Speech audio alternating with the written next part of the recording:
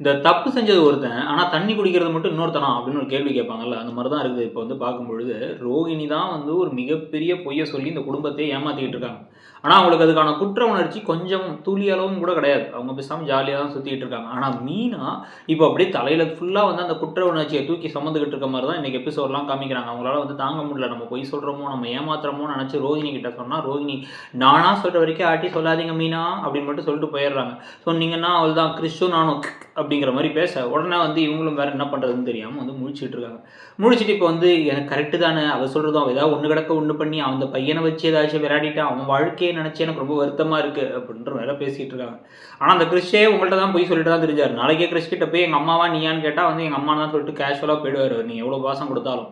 ஆனாலும் வந்து பார்த்தீங்க அப்படின்னா இவங்க எல்லாத்துக்காகவும் யோசிச்சு இப்போ என்ன ஆயிடுதுன்னா மீனாவே அதை சொல்கிறாங்க. நீங்களுமே இந்த பொய்க்கு உடந்தை ஆயிடுறீங்க. நாளைக்கு வந்து மாட்டும் பொழுது இது தெரிஞ்சு நீ ஏன் சொல்லாமல் இருந்த அப்போ நீயும் சேர்ந்தானே எங்களை ஏமாத்திருக்கங்கிற நிலைமைக்கு முத்துவே அந்த கேள்வியை கேட்பார். அந்த அளவுக்கு மீனா தான் தலையில கொஞ்சம் கொஞ்சமா மண்ணள்ளி போட்டுட்டு இருக்காங்க. இப்பல்லாம் வந்து ரோகிணி மாட்டட்டுமா அப்படிங்கிறத விட ஐயோ மீனாவும் சேர்ந்து மாட்டிப்பாங்களேங்கிற அளவுக்கு நம்மளை யோசிக்கிற அளவுக்கு கேப் வந்துடும் போல.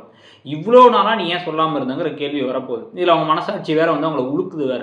இதெல்லாம் ஒரு பக்கம் நடந்துகிட்டு இருக்கு. இன்னொரு பக்கம் விஜயா மாதிரிலாம் ஒரு மோசமான ஃப்ரெண்ட் இருக்க முடியாதுங்கிறத நம்ம வந்து அடிக்கடி பார்ப்போம்.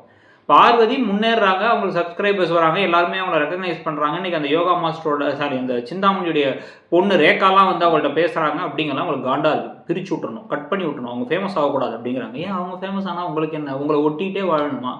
அதாவது நீங்கள் உங்களுக்கு கீழே இருந்து அவங்க நல்லா இருந்தால் ஓகே. ஆனால் வந்து உங்களுக்கு மேலே அவங்க போயிட்டாலோ இல்லை அவங்க தனிச்சு நிற்கிற மாதிரி இருந்தாலோ உங்களால் தாங்க முடியாது. இதே விஷயத்த வந்து நம்ம ரோஹிணிட்டையும் பார்க்கலாம்.